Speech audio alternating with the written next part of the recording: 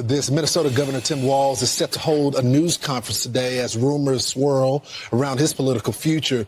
The former vice presidential candidate has come under fire in recent weeks for his handling of the state's multi-billion-dollar fraud crisis. Alexis McAdams joins us now from Minnesota State Capitol with the latest. Good morning, Alexis. Lawrence, good morning. So we've been talking about this, too, when I see you at the office, and now Americans across the country are talking about it. It's not a question, according to prosecutors, of if there's been fraud committed here in the state of Minnesota. It's just how much. And we're talking in the billions and counting. And this comes as the White House has turned up the heat on Governor Tim Walz. He's a stupid man, and he's a corrupt politician. And the Somalians are ripping off our country to the tune of, looks like $19 billion, but that's only what they can find. So usually when you look at a 19, that would mean it could be 50, but the numbers are astronomical. Yeah, the numbers are really crazy, and it comes after independent journalist Nick Shirley came to Minneapolis, and he went door to door, and he knocked on these Somalian-owned daycare centers. I'm sure you've seen the video by now, and he says that most of the daycare centers were just empty, so he wanted to know what was going on, and then the signs were even spelled wrong. So one of the signs, the Leering Center, should have been the Learning Center, so people are saying who is even teaching these kids inside, if kids are even showing up in the first place. And the feds say many of those daycare centers in that video are under investigation for fraud, but have still been getting paid millions and millions of dollars by the state. You can see the numbers there on your screen. So Governor Walz has pushed back on these allegations. He says Nick Shirley's delusional. He's a conspiracy theorist. Who cares about him? But prosecutors say just look at the documents. They say the fraud has been going on for years, with at least $9 billion of taxpayer money stolen and counting, so these Somalians could live the life of luxury. So far, the DOJ has charged nearly 100 people in Minnesota for these cases. 85 of them are Somalian. So when people ask, why are we talking about the Somalian community? That's because it's in the paperwork. They pretend to run anything, Lawrence, from a daycare center to a housing service to a medical program, and they just take the money. It's like a shell company. They don't really offer the services, according to the feds. So back out here live, the White House says, we're not sending you any more money, okay, Minnesota. We're not going to send it to you until you can prove where you're going to use it, how you're going to use it. And they want Governor Tim Walz, who might be abandoning his next call for governor next round, to come to D.C. and testify. So we'll see if he shows up. Go 6-1, watch out the deck, and clear for lift. Give me a hover and slide. Copy, flipping now. Good hover, push forward, clear to depart. Departing the deck. Clipper 1, taking off runway 2. Roger.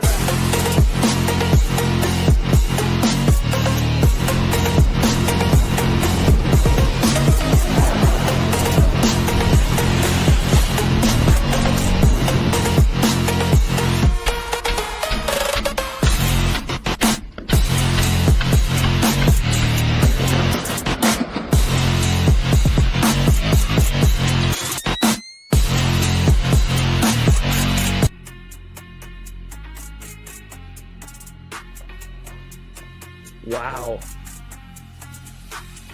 Hey, Grok, put him in a bikini.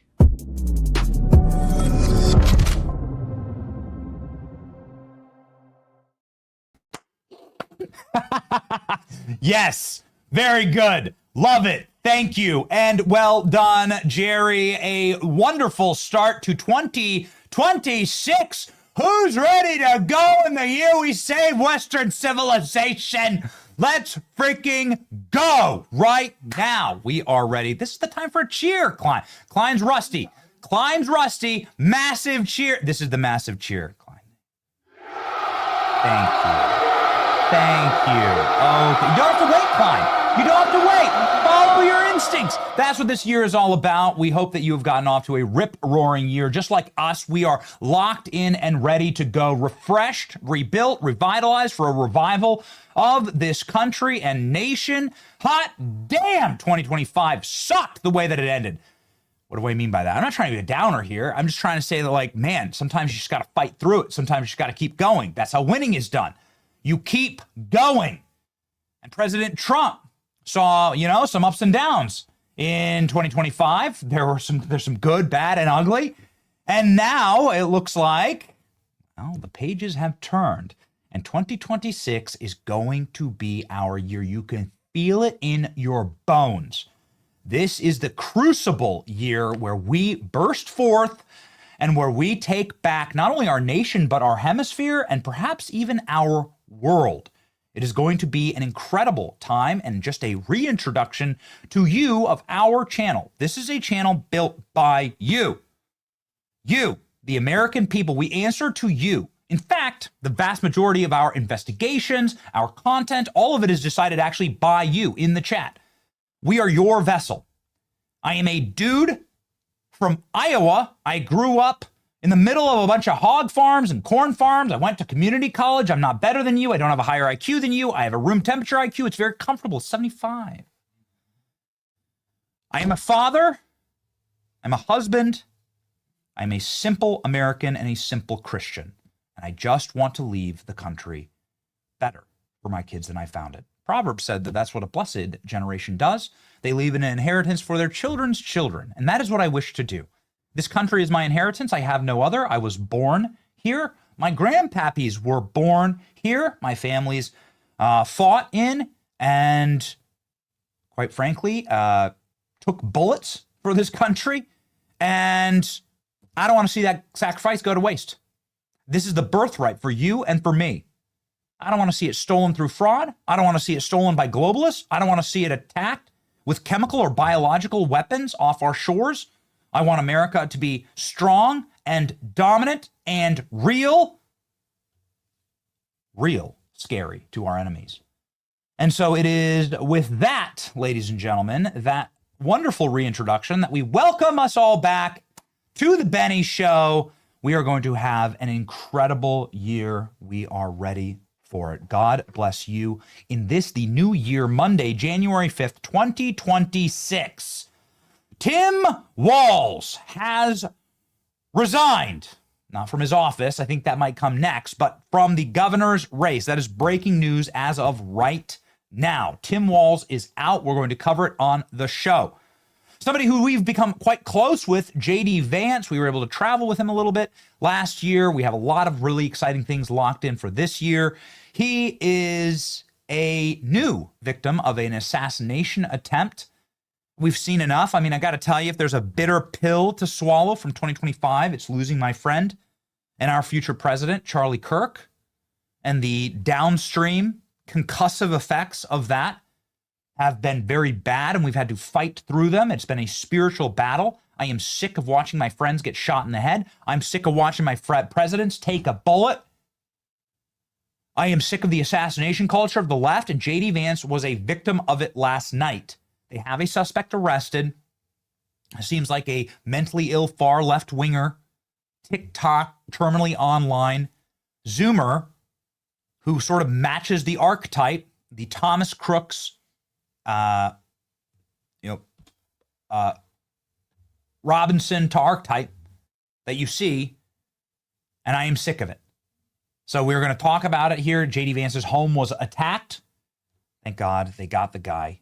J.D. Vance obviously has two little children, wife at home. This was his home in Ohio, in Cincinnati. Trump names his next target after Maduro capture. We're going to talk about why this is a very good thing and why you shouldn't be calling him President Maduro. We're going to jump into all of it with a stacked show. We are so pumped about the show. Tricia McLaughlin, who is the deputy assistant at the Department of Homeland Security, will be live on the program. What a massive show to have her on, with Tim Walz dropping out of the race in total and complete humiliation after the exposure of mass Somali fraud in his state.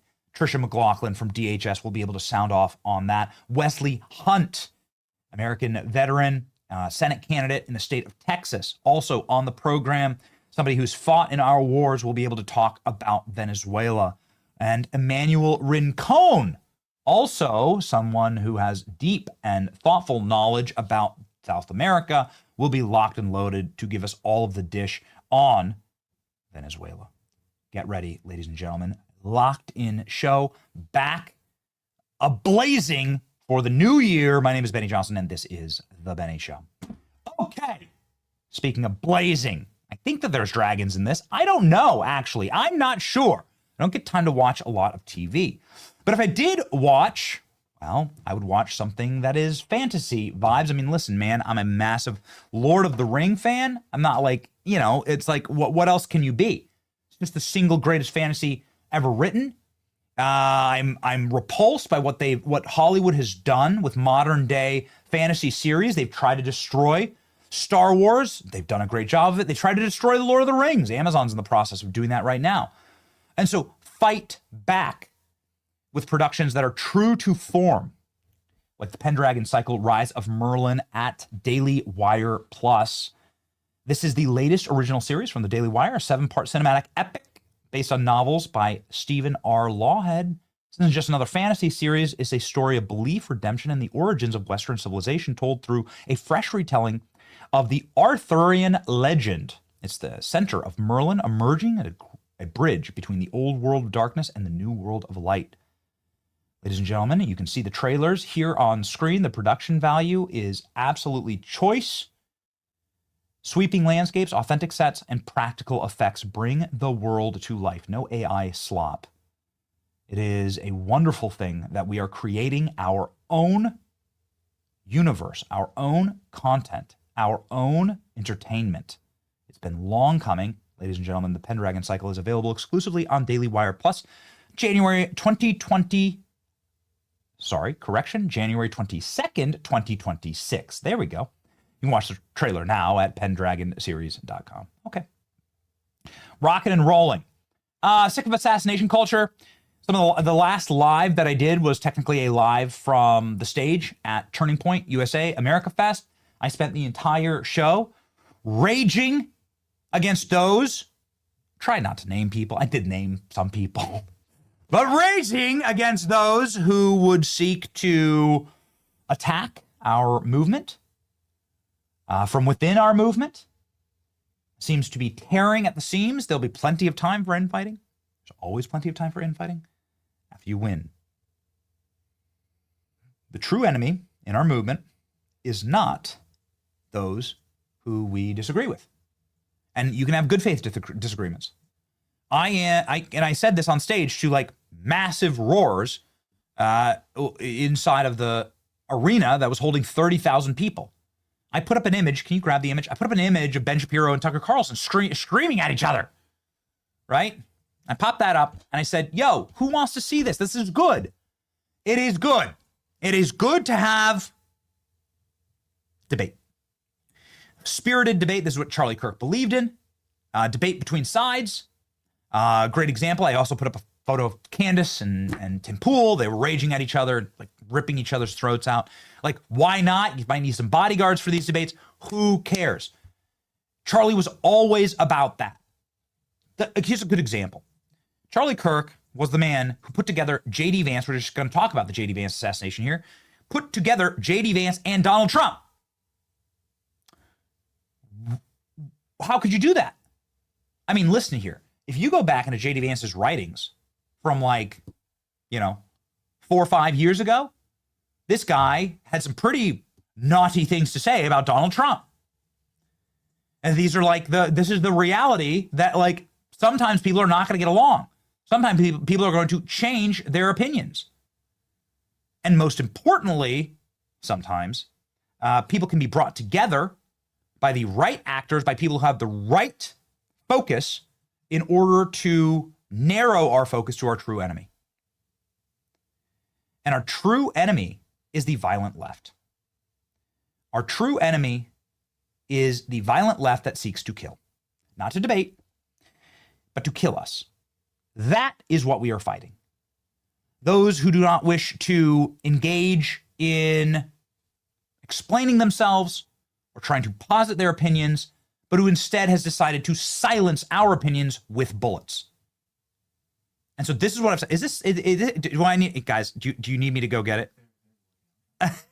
Okay. Is Jamie not on? Here you go, guys. Don't you worry. I gotcha. There you go. Okay. Don't you worry, boys. Here. I like watching Klein search rapidly for this stuff. There you go, guys. There you go. Okay. Here you go. You can't put it up an hour from now. You got to get it up now. Here we go. This is fine. I'm fine with this. Everyone should be okay with this. This is what Charlie wanted. These are the images I put up at America Fest. Like, Charlie created an ecosystem where not only J.D. Vance could be vice president, but also Elon Musk could join the administration. Elon Musk, back and forth with Donald Trump, has been a Trump fan, was a Trump hater a little bit. Charlie fused them together. You know who also said a lot of really nasty things about Donald Trump? RFK Jr. RFK Jr. Oh, there's like the photo. Get me the photo. Ashley, get me the photo. Ashley, you have the photo from the stage. Not that one, the other one. You have the photo from the stage. It's like, great. Okay. You know, it's getting a little rusty at the break. The team gets a little rusty. You gotta get the gears. You pull the car out of the junkyard. You get the gears moving again. Get some WD-40. Guys, get me the photo. Get me the photo that got us all in trouble because everyone thought it got all the people coming to tank. There's Tim Pool and Candace Owen. There you go. Okay. Charlie Kirk. There it is. Thank you, team. Thank you, guys. All right, there it is.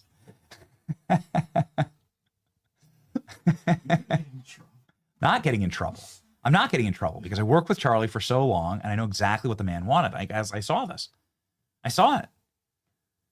Charlie was because I did this build with Charlie for 10 years. Everyone's like, what would Charlie want? What would Charlie want? Well, I'm telling you, what Charlie would want is a laser focus, good faith debate on our side. Fine. Charlie put together RFK, wasn't a huge Trump fan, now serves in the Trump administration, doing an unbelievable job. Elon Musk wasn't a huge Trump fan. Charlie fused them together, doing an unbelievable job, attacking the left, attacking our common enemy. J.D. Vance. You can go back in J.D. Vance's writings and tweets and stuff and find some real anti-Trump stuff. He's now Trump's vice president, doing a better job than any vice president in history. Why? Common enemies. Fuse them together to attack our common enemy. What is our common enemy? The Marxist leftist that does not believe in America's founding, that wants a refounding of America. They do not believe in God. We can prove that in data. They do want us dead. And the cost of the bullet is the best investment they've ever made. Because the cost of the bullet is the cheapest and most efficient way for them to silence dissent, which is the goal. We all lived through COVID together. We know that's the goal. I didn't try and rant here. By the way, what do you think, chat? What do you think? I've grown out my January beard. What do you think? Here we go. Here's fresh face. Here's fresh face, Benny, or the January beard. What do you guys think? What do you guys think? Clem, I got to work on the lighting in the studio. I got some studio lighting issues. That's all right. We kicked it. We got all the Christmas ornaments out. But here we go. That's the question. And sorry for the rant here, but it's top of mind as we head into 2026. And it's what this show is going to do. I hate influencer drama. I hate it. I hate influencer drama. I cannot stand it. It is a distraction. It is an op. It is designed to wreck the movement. Good faith debate, fine. But having people attack each other just for the memes, just for the vibes, just for the clicks, for the engagement, saying I don't care about the midterms. No, this is probably our most viral tweet from last year. No, I do care about the midterms. I care about people trying to trans my children. I care about people coming to my home to attack my family. Yes, I care about that. I care about my friends getting shot. I care about my president getting shot. I care about my vice president getting attacked, which is, maybe we should start talking about that. So maybe we can get into it for a second.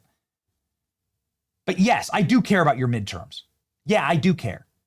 And I do care about the future of the country. I got a bunch of kids that I'm raising here, and they're Americans, and this is going to be their only country.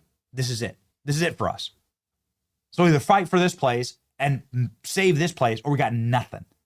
Christendom, the West, it will all fall. So it's to us to fight. So yes, I care. I hate the drama. I disavow it. I put an end to it. And I was happy to do so on stage. Oh, look, we got another. I haven't actually seen this photo. This is great. Everyone, yeah, all right, very good. So we had a blast at America Fest, blasting the drama and not wanting to engage in anything other than vision casting about what the true enemy is. The reason we're leading with the story of J.D. Vance's assassination attempt, which is what it was this morning, is because J.D. Vance is just one in a very long line of proof of who our true enemy is. If J.D. Vance was home, this sociopath who attacked his house, who got so close that he was able to smash J.D. Vance's windows. Well, if you're able to smash his windows, if you're able to attack his windows, smash into his windows, how close are you to getting into his house? Well, very close, actually. Go back, please. Show me the windows. So he was able to smash a hammer through J.D. Vance's home. Well, that means that you could have pointed a gun directly at JD if he was standing in that room, his children, his wife. You know how horrifying this is? I do. Multiple people in federal prison right now because they've done the same thing to my house in their own, in different ways, gone up to me, attacked my family, threatened to kill us. This is terror. This is completely effed up. It's terrible. And you need to take these kind of things extremely seriously. It's not just leftists, Benny. Remember Josh Shapiro? He's the governor of Pennsylvania. He had his house lit on fire by a leftist. They never tell you these kind of things, man. Melissa Hortman. No, dude. All of these guys are leftists. The guy who lit, so here's what they're going to say to me. They're going to say, well, this is not just a one-side thing, Benny. You haven't talked about Melissa Hortman, and you haven't talked about Josh Shapiro. Let's talk about him. Now, the guy who attacked Josh Shapiro was a Free Palestine activist who was going after a Jewish governor of Pennsylvania. Pretty clear what he was trying to accomplish there.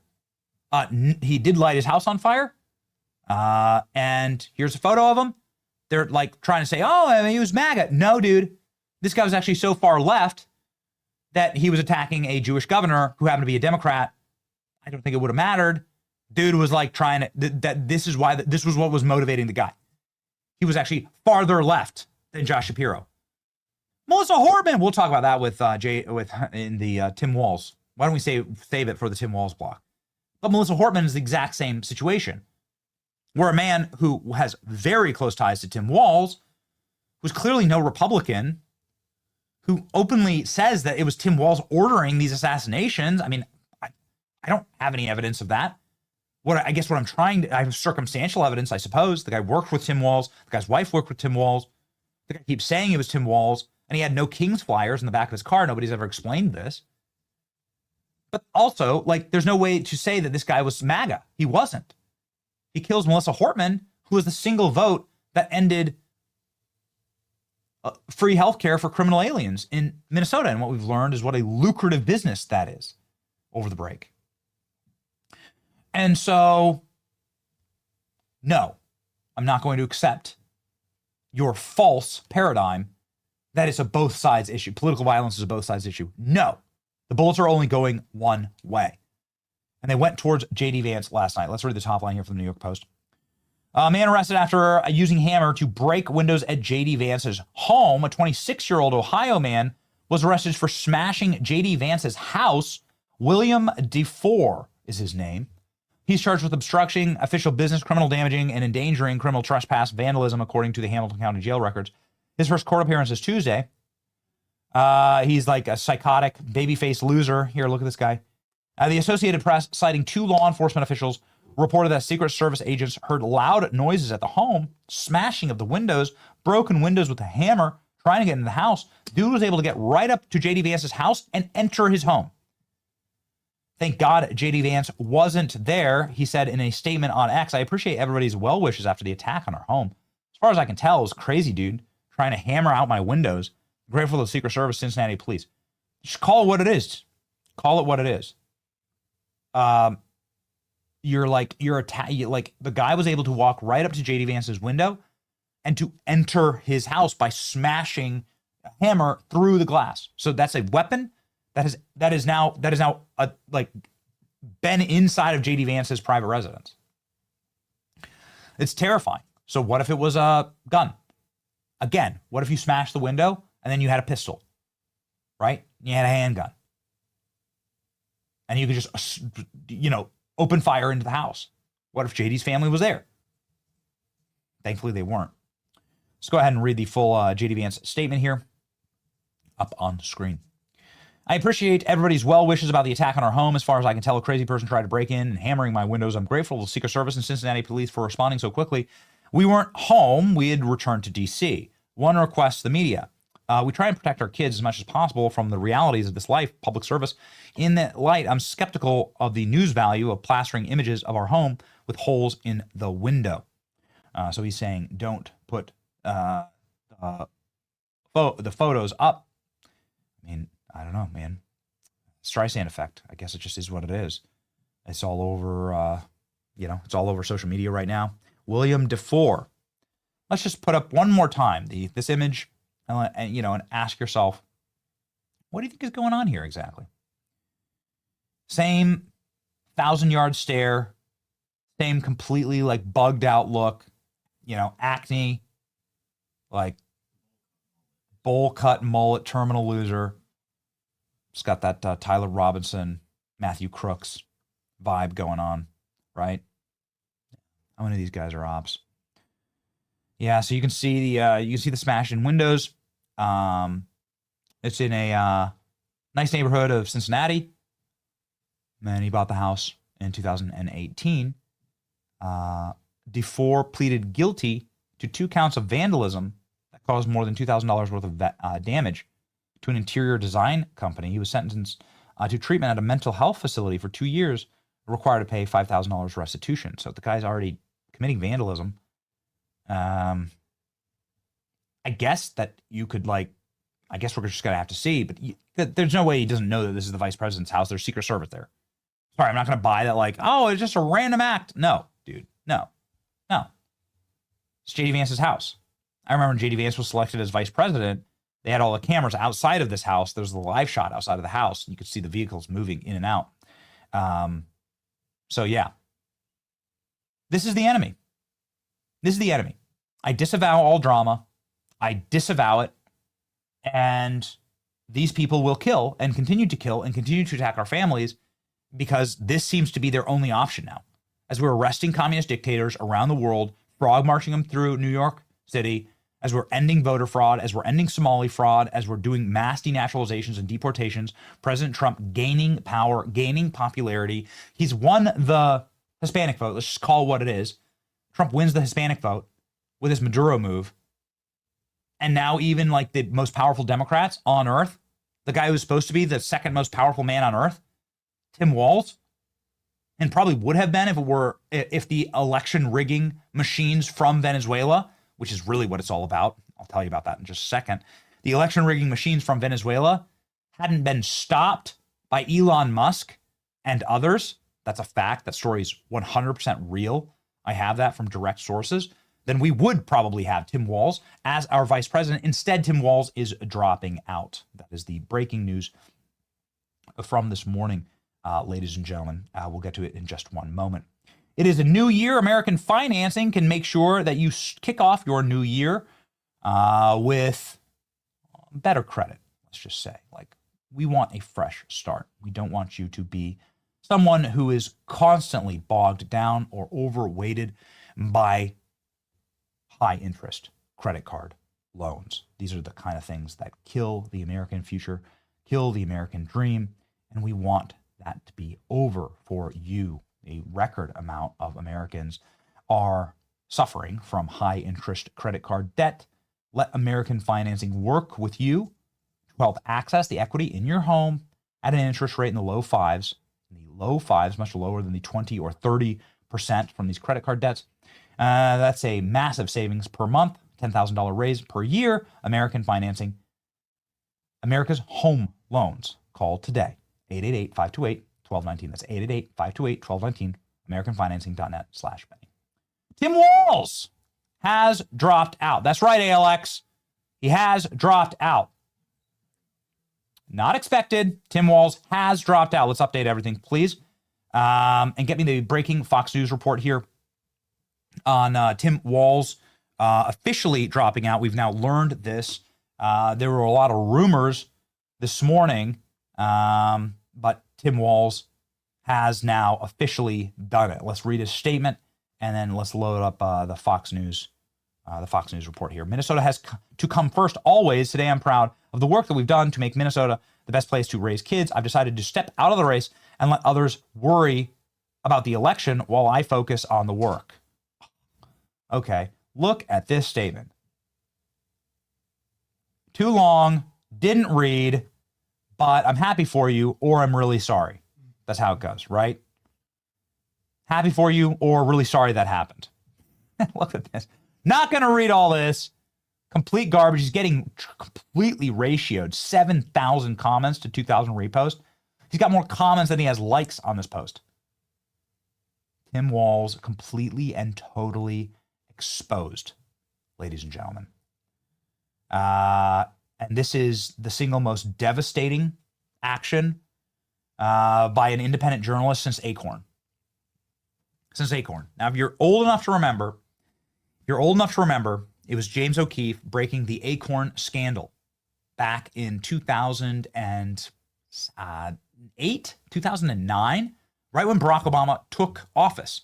Acorn was, of course, a money laundering, fraudulent organization that got tons of federal dollars in order to rig elections. And this is what Tim Walz was just caught doing. Let me explain how it works from people on the ground in Minnesota. And we've been doing nothing but phone calls over this break and doing a lot of work on building up our own. Oh, Klein, did you post that? Did you? I ain't reading that, but I'm happy for you, or sorry it happened. That's right. So we called our sources on the ground in Minnesota, and here's what they tell us. You know, Somalis live in like 2 buildings. Do you know they're in like 2 massive skyscrapers that were effectively built for them? It's like this giant Death Star of Somalis. And these 2 houses, they're compact right in the perfect location for them to be able to sway a massive amount of the internal politics in Minneapolis and in St. Paul, the 2 twin cities as they're called. These Somalis vote, of course, in a block. They don't even vote. How it works is Tim Walz makes a deal with the Somali leaders that Somalians will be able to commit piracy. Reminder, the top profession, the sole profession of the collapsed, failed Somali state is pirate. That is the chosen profession of the people of Somalia, pirate. So they'll get to do their chosen profession, pirate, here in this country. Tim Walz will look the other way. He will do zero investigation. The money will flow as long as the ballots keep flowing back to Tim Walz. This is how it's done. This is how it's been done in Minneapolis. And this is how Tim Walz and Democrats win. If you go through and you check these Minnesota elections, they always happen by a whisker. Just a couple hundred votes here and there. Just a few votes here and there. Sometimes it's like Joe Biden winning with 100,000 votes. Well, there's 100,000 Somalis in Minneapolis. How many of them are vouch votes? You know, an individual can show up at a precinct on election day in Minnesota and vouch for 8 of his friends. 8. Somebody who runs a business, a building, somebody who works inside of a tenant building, like some of the massive Death Star tenant housing for Somalis in Minneapolis, can vouch for unlimited numbers of building residents. Do you understand? Like the level of fraud that is occurring in Minnesota, not just the billions of dollars stolen and exposed by Nick Shirley that we've been covering aggressively over the break, but also the election fraud. I mean, imagine how bad that is. So you have a tenant housing, with tens of thousands of Somalis living in it. One employee of that housing can walk up to the precinct and say, I am vouching for all of them. They are all in my building. Here's 10,000 more votes. And how many precincts can they do that in? They can just run around and do that everywhere. All throughout Minneapolis, all throughout St. Paul, in the surrounding areas. Minnesota is a red state. that is swamped and overwhelmed with third world fraud. And now, in the single greatest achievement in the history, arguably, of independent journalism, rivaling only the Acorn investigation by James O'Keefe over a decade ago, Nick Shirley has done it.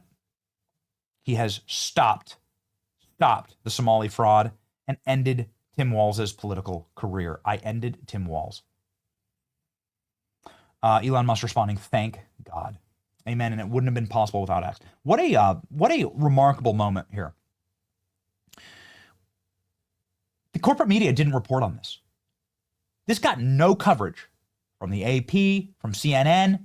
It's got no coverage from the Washington Post, from the New York Times. Nobody covered Nick Shirley's report. Here we go. Please put it up.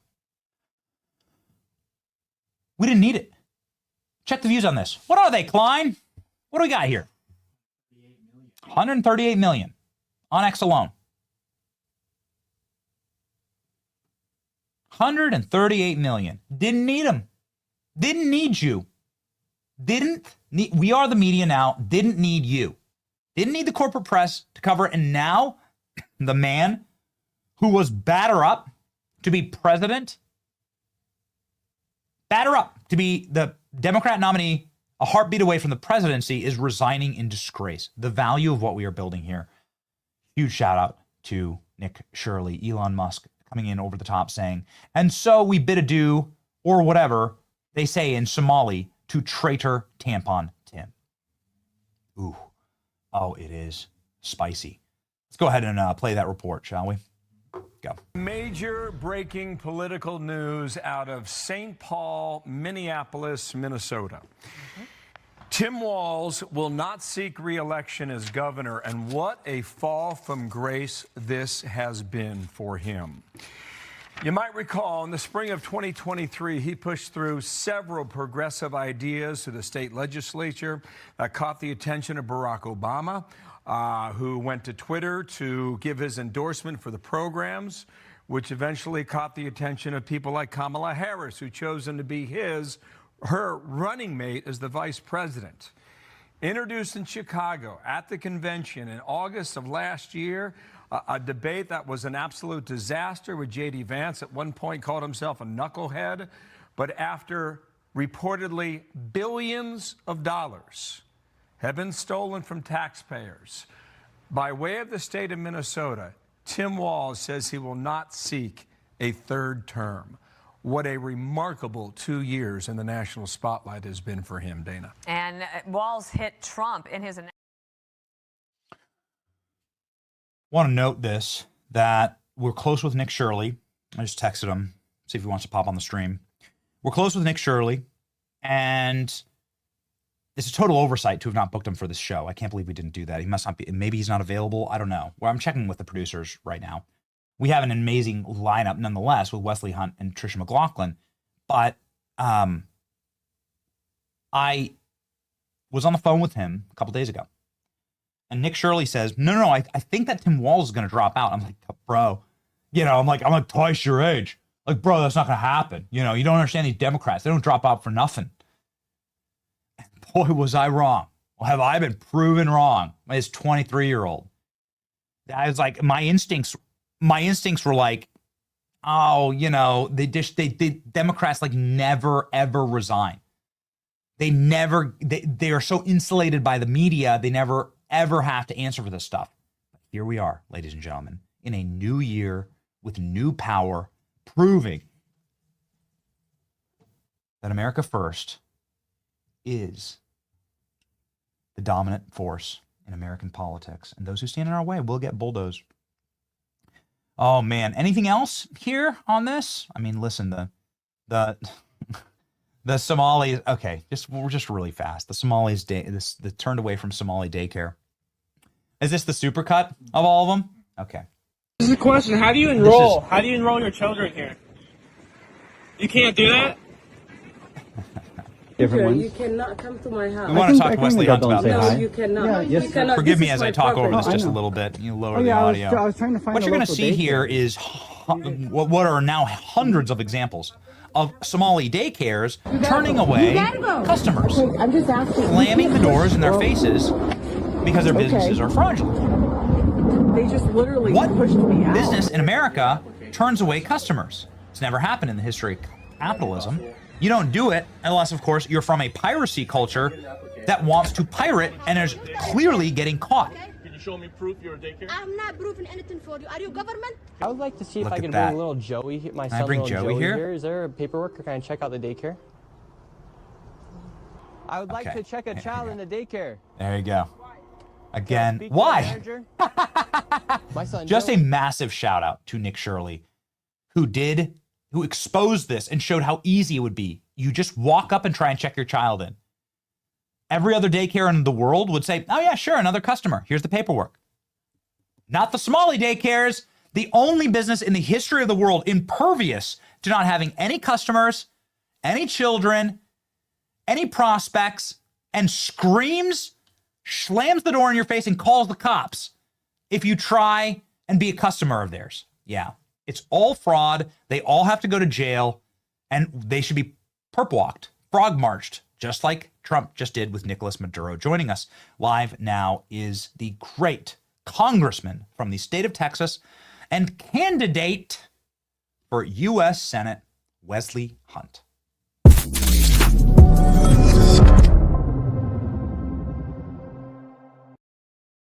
Congressman, welcome back after break.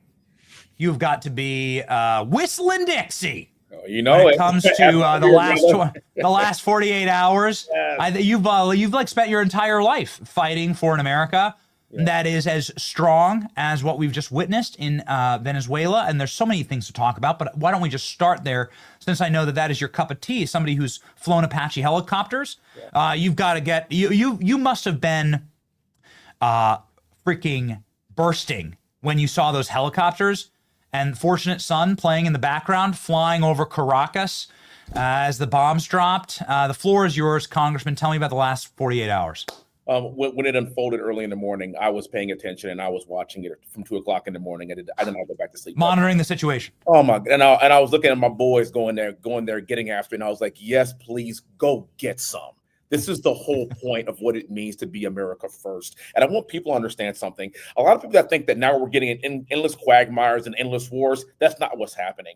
Listen to Democrats that were talking so much trash about Iran and how we're going to get into World War III. And now we hear crickets. Now we see a strategic, precise operation that can only be done by the greatest fighting force that exists on planet Earth to remove Maduro, and it was nothing short of majestic. I've never seen anything like this kind of precision, basically in the history of the entire country. And when I watched Marco Rubio and I watched Secretary of War talk about this, F around and find out. If you don't know, now you know. If you think about the warning that he gave to Maduro months ago, Maduro should have taken the deal. But this is what America First is all about. If you've noticed, we're not going to be involved in the endless war. I am somebody that was involved in the endless war. This is strategic. This is positioning us as leaders in the world, and we're not going to spend trillions of dollars doing this. And in fact, we probably spent the equivalent of a pack of Newports and some Bubblicious to basically remove a dictator. And then guess what? We get oil on top of it. Let's go. If you're watching and paying attention, we are not going to end up in an endless war. This is positioning ourselves in the world to let everybody know that we are in charge. Look at us. We are the captains now. This is what it means to be America first. It means to lead from the front and not get in endless wars. This is the message that's been shot across the bow, and now the world's going to have to pay attention to us. President Trump is in charge. Daddy's home. And now you have to understand that this is what America first means. And I'll end with this, brother. A lot of people feel like, well, why would we, go and attack Venezuela? Why would we do that? Why would we remove a dictator? Is this really the whole point of this? Hold on.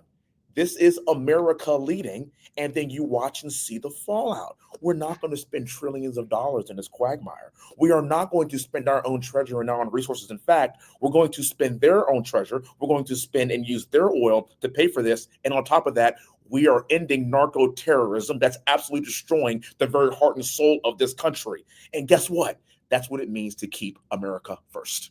My man. You know what? These the meme references will never be lost on this host. This streamer we appreciate the I am the captain now. We appreciate that. In fact, we have an on-staff meme team that is actually growing right now. We've done some major hires. And so I'm going to request that meme be made of Wesley Hunt before the end of this interview. I want to get it up. Boys, get to work. Let's get a face swap. Wesley Hunt, I am the captain now. We got to do it. Okay, so I want to ask you a question, given the fact that you served under the leadership of Commander-in-Chief George W. Bush. I believe those. I have the right timeline, right? And Barack Obama or George W. Bush? Just George W. Bush. It was George W. Bush. Okay. So with George W. Bush, you have 170,000 troops deployed and on the ground in Iraq. Yeah. You have nearly 5,000 U.S. casualties. It takes 8 years to find and capture Saddam Hussein and Osama bin Laden. It takes even longer. It takes 10 years. Yeah. And these wars with Donald Trump, in contrast, are over before you even get to decide whether you like the war or not. Right. I mean, the Delta Force is back having Domino's, double pepperoni back at base before libs even get a chance to cry on TikTok about this. Can you explain the contrast, please, Congressman? It's actually unbelievable. It's actually remarkable to watch. It's when you're looking at what happens when we use a strategic, precise operation to achieve an objective that's been identified and clearly stated. Let's get this job done, and then we could just move on. And by the way, this was done. I was up at 2:00 in the morning watching it, and by the time I had a cup of coffee in the morning, Maduro was on the USS Iwo Jima. That's exactly the point. That's the capabilities that we have when we have strong leaders. But here's the funny part about this. I am watching my Democrat colleagues and liberals have a complete meltdown over this. These are the same people that were talking about no kings. These are the same people that are talking about President Trump being a king. We literally remove a ruthless narco-terror dictator, and then now you're defending him? See, this is where we start having silly season in politics and silly season amongst us, because these are not serious people. At the end of the day, your Trump derangement syndrome should not be more important than your care for this country. Guess what? This was a righteous hit. This was a good idea. This is going to work out not just for us, but for the entire world. We warned this guy, and he didn't heed the warning, and then now you paid the consequences. And under the Obama administration, how many times did President Obama threaten somebody, but then didn't take any action, and then they just rolled over us? That is not the America that we have today. And watching my liberal colleagues have a complete meltdown over getting rid of Maduro, oh my gosh, this is exactly the point. And going into the midterms, that this is a position of strength that we are leading from. And this is how the America First agenda needs to continue to be. And then watch and see what happens, Benny. We're not going to be in an endless war. We're not going to spend trillions of dollars. We're not going to lose 5,000 soldiers. I mean, 14 of those 5,000 are some of my West Point classmates that gave their lives for this great nation. And by the way, their sacrifice was not wasted. Obviously, giving your life for this great nation is a way to die in honor. But let's make sure that we have leaders that if we're going to use our greatest resource, which is our sons and daughters, that go into battle and fight for freedom and fight for our country, we'll use it for the right reasons. Not a helicopter was shot down, not an American life was lost. This is the definition of precision. We've seen it 2 times in 1 year. We saw it in Iran, we're seeing it here, and this is what we voted for. What I also voted for was communists getting black-bagged in the dark of night, thrown into the back of a helicopter, watching us lob a couple heaters into the Hugo Chavez tomb, and then frog marched through New York City as Zorhan Mandami watches. I love this footage. I love the fact that it's all happening in 4K, and also signing away the waiver and variance for them to fly right over the Statue of Liberty. What a elegant touch for President Trump. Talk to me about this, Congressman. The footage of Maduro every single second chained and dragged through New York, a humiliation ritual. There it is. What an unbelievable footage. Flying Maduro, the communist dictator, over the Statue of Liberty, while Zorhan Mandami and AOC sit there and watch helplessly, learning about all of it on X. It seems to be also a political strategy and masterclass by the president. he was blindfolded. Maduro was blindfolded. And I would like to think that as they flew over the Statue of Liberty, they lifted up his blindfold and said, look at old Lady Liberty right there, looking there beautiful in our great state of New York. This is absolutely unbelievable. This is what freedom is all about. Welcome to America. And check out that perp walk on top of it. Let's perp walk this guy after you called us cowards, after you said, come and get me. You're never going to do that. America doesn't have that kind of might. America doesn't have that kind of power. And then I listened to General Raisin Kane's description of what happened. Bro, we knew what you had for breakfast, lunch, and dinner. We knew where you were. We knew where your family lived. We knew exactly where you were going to be at any time, and we can get you whenever we want. That's exactly what we did. This is the definition of American strength. This is the definition of American might. And we don't have to get in endless wars when we behave this way, because people will just simply respect us. The reason why, you watch President Trump, basically missiling boats off the coast, narco boats off the coast of America, is because of this. Imagine being a narco terrorist and you're sitting there trying to smuggle drugs into this country. You might wake up and eat a missile in the morning. See, that's called the ultimate act of deterrence. And people have to understand that there are people in this world that want to see the end of this great nation. They want to kill every last one of us. This is the kind of strength that we have to display. That's the definition of peace through strength. And then we're going to perp walk this leader through the streets of New York as a humiliation ritual, which is a great way of putting it, to let everybody know that this too can be you if you don't heed the warning. You play stupid games, you win stupid prizes. And this is how it's going to be for the next 3 years. So buckle up. Now, real quickly, you understand sort of the geopolitics of all of this in your many committees in the House. Some of them encompass these global affairs, but Venezuela wasn't really a true state. It was simply a proxy actor for Russia and Iran and China in order to wage... And Cuba. And Cuba in order to wage biological warfare and chemical warfare on America. This was a state actor that was actively attacking our nation. The biological warfare is obviously facilitating the criminal invasion of this country in hand and in league with Democrats. And then the chemical warfare is fentanyl and all of the drugs, which of course need to be sophisticatedly made in order to be as lethal as they are. And so what does this say to China, to the Don Road Doctrine, I guess we're going to call it now, which is the mastery of our own hemisphere? Can you sort of break that down for us, Congressman? I mean, just like I said, we are now in charge, and China was fighting a proxy war through rogue nations like Venezuela to kill and harm Americans, and they've been doing it for the last few years since President Biden was in charge, and we sat by idly and did nothing about it. And so again, they were given a blank check to arbitrarily murder and kill innocent Americans, and this has been an issue that popped up during the Biden administration because there was no respect. And make no mistake about it, that this was purposely done to harm and kill our young people. Again, fentanyl was smuggled into this country, and enough fentanyl was smuggled into this country to kill every single American 5 times. And we had a president that did nothing about it. And as I stated earlier, Maduro was given a chance to cut a deal. He didn't want to cut a deal because he thought this was the same feckless leadership that we had during the Biden-Harris administration. And then now he has found out, well, I made a critical error and a critical mistake. And again, this puts the world on notice. We are not playing around. But I can't reiterate this to you enough. This is not the beginning of a long, endless war. Again, the 82nd Airborne, 1st Cav, I don't see them deploying en masse to Iran. I don't see them deploying en masse to Venezuela. We're going to take care of this and handle this from an economic standpoint. We're going to use natural resources to fight these kinds of wars. This is the way you do it. You strike fast, you strike hard, you get in, you get out, and then you use other levers to continue to control these countries and fight these wars, not the levers of occupation. This is brilliant. This is the way forward for all presidents in the future, and I hope J.D. Vance will be next to continue this kind of strong leadership.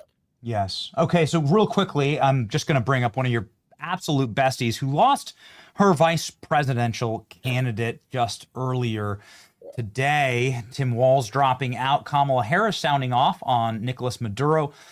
Defending Maduro, which is make your enemies defend the indefensible, right? So Kamala Harris is sitting there saying, like, how dare we go take out Maduro when her and Biden had a $25 million warrant out for the arrest of Nicolas Maduro, which, again, it's nonsensical. She's saying here that President Trump is putting troops at risk, spending billions, and destabilizing the region. And there's no benefit to America. That's what Kamala Harris says of this action. Your response to Kamala Harris, Congressman? Well, first of all, you're putting troops at risk. This is actually what we signed up for, to put us at risk to ensure that we carry out the needs, wants, and desires of this great nation. This is the definition of America first. This is kind of the whole point of it. And again, this is not a long, endless quagmire. We're not talking about World War III. We weren't talking about World War III like they were talking about after the Iran strike. Here we are again, round 2 of this. I can't wait to see what the third act of this play is going to be. I'm here for it at the end of the day. But to watch them have this bad case of Trump derangement syndrome, instead of looking at them, tipping the cap and saying this, for 4 years, we had $25 million bounty on this guy, and we were able to get him. And you mean to tell me in a couple of hours, this guy is sitting on the USS Iwo Jima, flying over the Statue of Liberty and getting perp walk through the streets of New York? Hey, that's good work. This is kind of the point.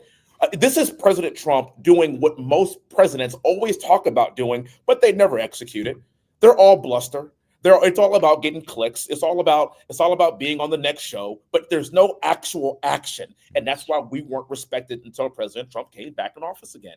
And again, keep in mind, where would we be right now with a Harris-Walz administration? None of this would happen. Keep in mind, President Trump has saved us from a complete and utter disaster. Where would we be right now? You know where we would be? You know what? More young people would still be dying. We would not be striking these narco-terror boats. We would not be stopping fentanyl. We would not be stopping China having a proxy war through Venezuela, continuing to harm and maim and kill our young, innocent people. Let me tell you something. Respect is back in this country because of the Trump administration. And kudos to General Raising Cane. Kudos to our Secretary of State, Marco Rubio, our Secretary of War, Pete Hegseth, and God bless the President of the United States, Donald Trump. This is leadership at its best. We've got to have more of it. And I know this is just a prequel to what we're going to continue to see for the next 3 years. But as long as Democrats continue to talk like this and not pay homage and give credit where credit is clearly due, and to watch them defend dictators, this is how we're going to continue to win in the midterms too. Let them keep talking. I love X posts like this that expose how they really feel about this great nation. Yeah, X posts like this. I love this from 2019. Kamala Harris. What's happening in Venezuela is a crisis. That's why I support permanent protected status for all Venezuelans in America. Got it? That's the action is like, let all the criminal aliens come into America. Let's have more Lake and Rileys. This was Kamala Harris's solution. Thank God. Just thank God that we have President Trump in office. Somebody who has just fled office, or at the very least dropped out, is Tim Walz. And before we go here, I just wanted to get your take on this. Tim Walz, of course, his political career is over. I think he'll be lucky if he avoids jail, and I'd like to have your thoughts on that. And also his partner in crime, Ilhan Omar. Boy, oh boy, it sure seems like the walls are closing in on the Minnesota fraud scams. So many of those scams were run by your colleague in the House, Ilhan Omar. What should become of her? What should become of Tim Walz? This can't be the end, certainly. We need to see handcuffs at the end of the day. We need to see handcuffs. And this is, again, a derelict of duty of leadership of Tim Walz. And this is exactly what President Trump spared us from. And the fact that we have been able to end this guy's career without the help of legacy media is what this country is all about. This is why Elon Musk bought Twitter. This is why we have people like you that are fighting the good fight. This is why we have investigative journalists that are willing to go to social media and expose all of this crap, even though CNN, MSNBC, and the rest of them are never going to cover it. We were still able to get justice to get this guy to not run for re-election. Now, obviously, I want to see the next step here because this goes deep, and there's a reason why he's resigning. This is just the very tip of the iceberg. You are right. Democrats don't ever resign. But where there is smoke, there is a 5-alarm fire here. This is just the beginning. We need to continue to dig. We need to get to the bottom of this. I sit on the House Judiciary Committee. We need to have hearings. We need to have investigations. This needs to go to the Senate. This has got to be exposed. And again, this is kind of the beginning of the cratering of the Democrat Party. And this is the beginning of the America First movement, putting enough pressure on them without the help of legacy media to get this done.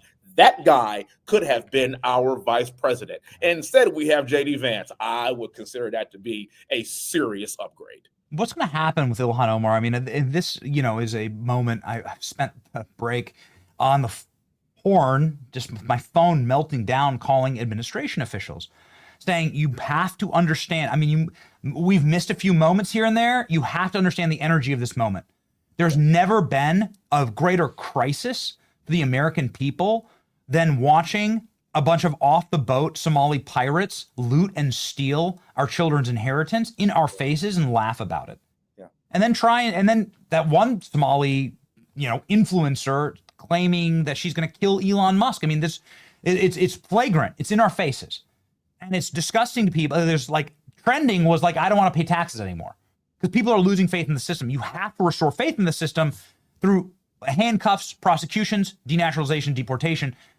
You needed to see action. There needed to be full action. I think it's been good. I think they've been doing well. Better than nothing. It's not great. Better than nothing. Better than nothing. Yes, you're right. But you're a member of Congress, you want to run for Senate. Ilhan Omar is sort of the poster child of this. So now that the pressure on Tim Walz is going to dissipate. Now that he's starting to retreat, right? He's just going to lawyer up. Yes. Ilhan Omar is now the face of this fraud. What should happen to your colleague in the House? She's a sitting member. I know this is hard to do investigations on sitting members of Congress, but it's not unprecedented. What should happen? Well, pending the findings of an investigation and given some of the proof that we have already seen, that we already know exists, she needs to resign. Period. We have a full investigation, and she does not need to be serving in the halls of Congress. That's it. How in God's name is she one of 435 people who clearly hate this country, who behave this way, who again, you're right, robbing and stealing my children's inheritance, our hard-earned tax-paying dollars going to a Ponzi scheme, something like this, from her area, from her state, from a district. It's federal money. This is criminal and pending a full investigation because, like I said, we actually have to go through our process. This is a constitutional republic, and people have to get their day in court. She's to resign. And my guess and my hope is that over time, we see the full truth and the full extent and how nefarious this really was, to see how deep it runs. And then we need heads to roll. That's what has to happen. And again, the wheels of justice churn slowly. It's not going to happen as quickly as we would like. But keep in mind, even though some people may be frustrated with how slow things work, we could have had Kamala Harris and Tim Walz running this country. The alternative is exponentially worse than what we have right now. If they were president and vice president, we wouldn't even be hearing about this scheme at all. It would all be swept under the carpet. So, again, let's get the investigations done. We must have hearings. Let's get to the bottom of this. Let's return the money back to the American taxpayer, and let's make sure that those who are responsible for this pay for it. Just very quickly here, last question. President Trump, well, it's always an honor when this happened, shared our reporting on Ilhan Omar's very strange net worth. She entered Congress way poorer than even you and me. She entered Congress $65,000 in debt. In debt. I know you come from a military family. I know you're very working class, Congressman. But 65 grand in debt. And now she's worth $30 million. In just 6 short years. And that's according, by the way, I'm not doing that math. She's the one doing that math on her own disclosures. Right. And so maybe it's significantly higher than that. I just wanted to get your take on that seems really in your face, right? This seems like extremely egregious and grotesque for a member of Congress to enrich themselves in such a manner. This is the point of service. That's a massive problem, and you shouldn't be enriching yourselves while you are serving this nation, while you are supposed to serve this nation. To kind of give you an example, I've made a pledge that I will not trade a single stock while I am a United States congressman and the next United States senator from Texas. This is not my job to get paid and get rich while I'm in this job. I could do that when I'm done. So to watch somebody's net worth climb in that manner, basically from what I can tell and from what it looks like, because of the American taxpayer and because of a potential Ponzi scheme, that again, we'd have a full investigation that gets done. But you are right, to go from being worth, negative $65,000 to 30 million. That should certainly raise eyebrows when you are, quote unquote, a public servant.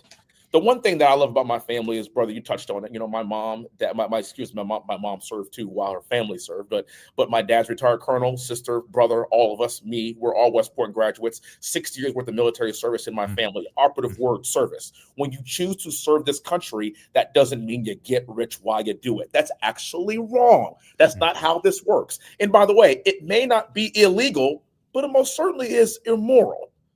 So instead of just turning a blind eye and watching people enrich themselves in this manner, we need to really clamp down on this. And this is why people don't trust politicians. This is why people don't trust what we're doing up in DC. This is why people like me are running in the age as a young man to ensure that I serve this country. And someday I'll make more money later, but I cannot do it while I'm serving you and we, the people in this constitutional republic. Again, full investigation needs to be done. And those that break the law and those that break the trust of the American public, they must resign or they must see time.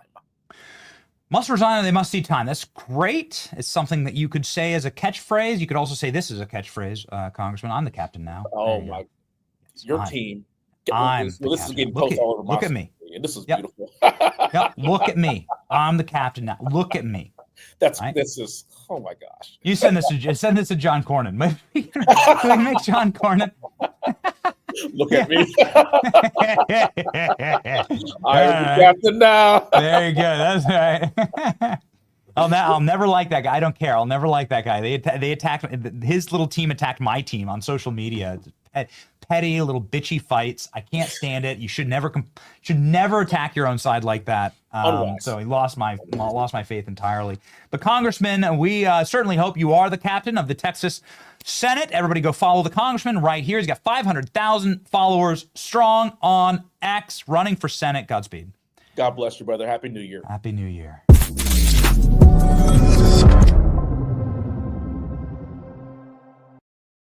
Ladies and gentlemen, again, President Trump sharing our reporting on Ilhan Omar. I wanted to pop it up one more time. It's always such an honor. The president, we have built a brand new video product.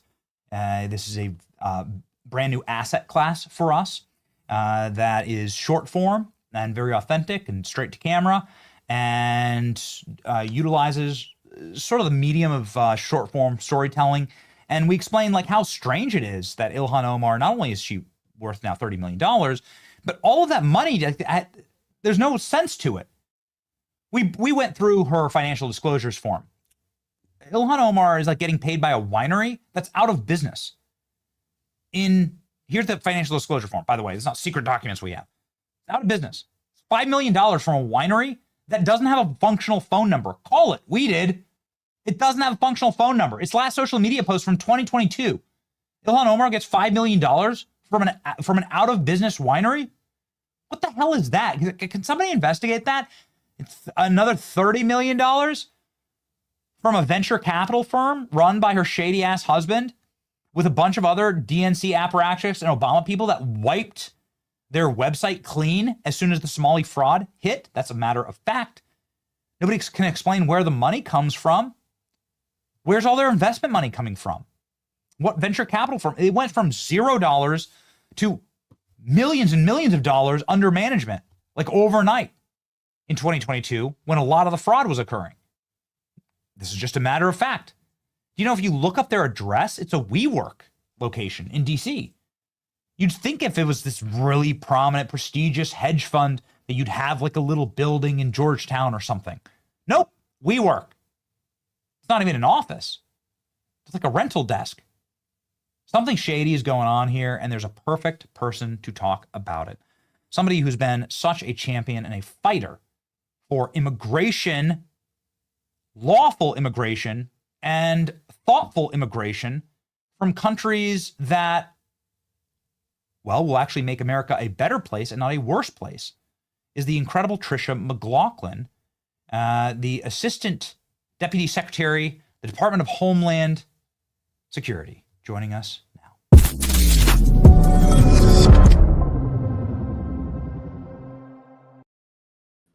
Trisha, welcome back to the program. Happy New Year.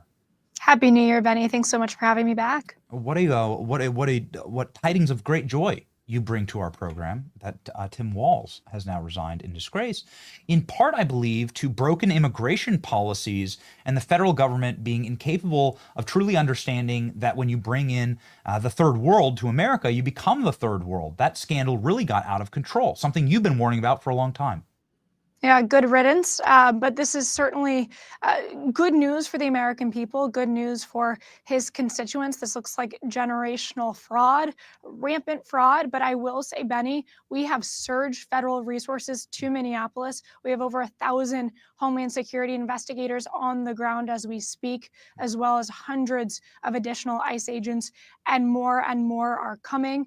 So far, we've had 1,000 arrests of criminal illegal aliens just in the last few weeks alone. But then this is a three-prong approach as well. Our Homeland Security investigators are going door to door, following leads, going to local businesses, suspected fraud sites, whether it be daycares, healthcare centers, or other organizations that get taxpayer dollars. And then, of course, we also have had an ongoing immigration fraud, a really wide-scale investigation, Benny, about 1,300 cases, 40% of which we've seen that there's been some sort of fraud going on. But I also want to talk about what's happening to our law enforcement there on the ground. We are seeing a widespread campaign, primarily by Hilton hotels, to try and bar our law enforcement from being on the ground. What's happening is we were seeing that our law enforcement officers, when they were using their government emails to try and get a government rate for their rooms, they were being turned away, told that they could not get a room at these Hilton hotels.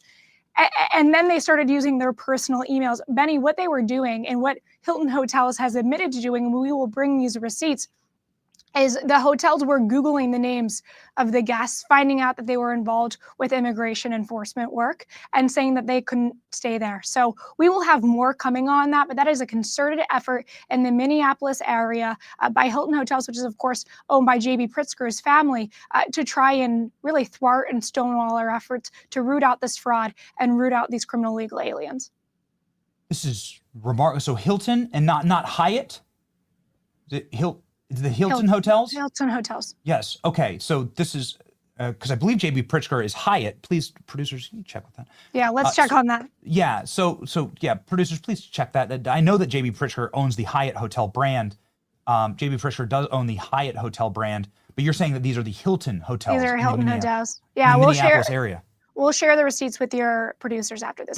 That's atrocious. We're going to blow this up because that's in its own way impeding federal law enforcement and a massive national brand trying to make our country less safe. Has Hilton, have you reached out to them for comment on this? Has anybody made contact with them? They're not letting your agents book rooms? Yes, and this isn't one or two instances. This is a collective, concerted effort, not just our law enforcement agents, but any government official affiliated with Department of Homeland Security. Wow.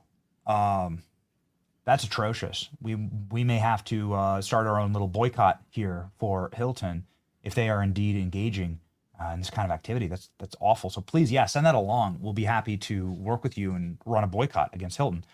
I use Hilton Hotels all the time. I had no idea that this was happening.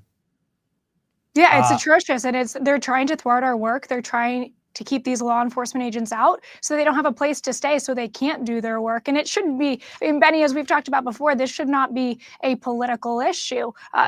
Rampant fraud and stealing from the U.S. taxpayer, it should be a bipartisan issue. No one should want this. Yes, no one should want the fraud that we saw exposed by the Somali community in Minneapolis. What is your agents finding on the ground? I know that there were some videos, some very, very pleasant agents, DHS agents and Homeland Security investigation agents going door to door. What have you been finding? I mean, have you shut down any of these fraudulent locations? Have you found any evidence of mass fraud? I mean, it seems pretty self-evident, right? With the daycares with no children in them.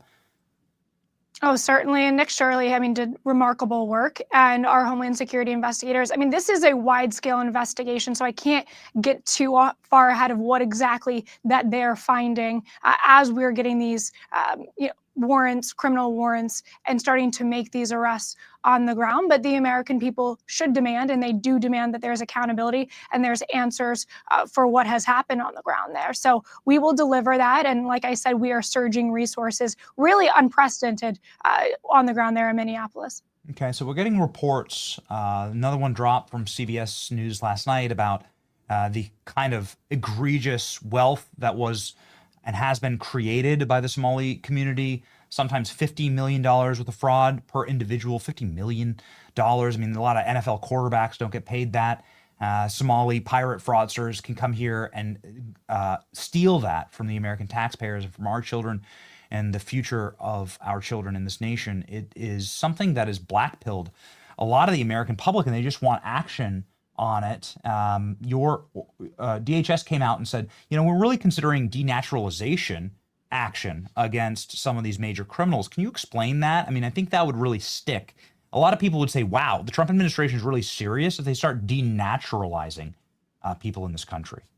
Yeah, under U.S. law, if you procure citizenship or a visa, a green card on fraudulent grounds, that is basis for denaturalization or removal of that visa or green card. So, of course, President Trump has directed the Department of Homeland Security. We're doing a massive scale audit on these countries of concern, Somalia being among them. And so we're looking at how are these citizenship procured, how are these visas procured. We know that the past administration, basic mechanisms were not being done, basic checks were not being done. And so we did see wide-scale fraud. We did see wide-scale abuse of our legal immigration system. And so it's really incumbent upon us to go back, see how this was procured. And if that means denaturalization, that's a route that's certainly on the table.